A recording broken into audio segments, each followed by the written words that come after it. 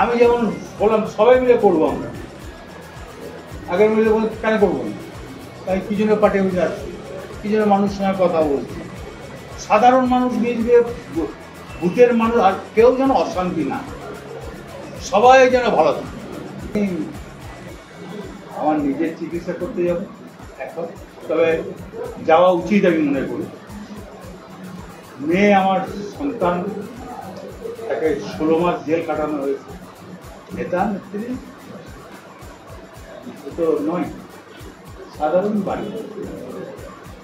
যাক, ঈশ্বর, আমি এমন কিছু অন্যায় করেছিলাম ঈশ্বরের কাছে, আর পাপ শাস্তি পেয়েছি, সবাই মিলে একসঙ্গে করো, কেউ ভেদাভেদ করো না।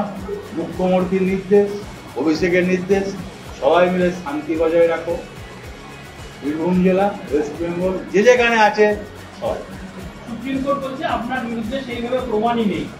আমি সব দেখুন, আইনকে সম্মান করি, আইনকে আমি ভালোবাসি, ওই ব্যাপারে আমি আইনকে ভালোবাসি, আমি বিতর্কে যাবো।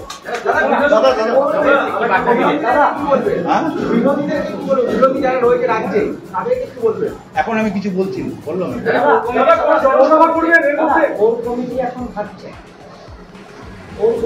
সবাই মিলে চলবো, তার মানে কি?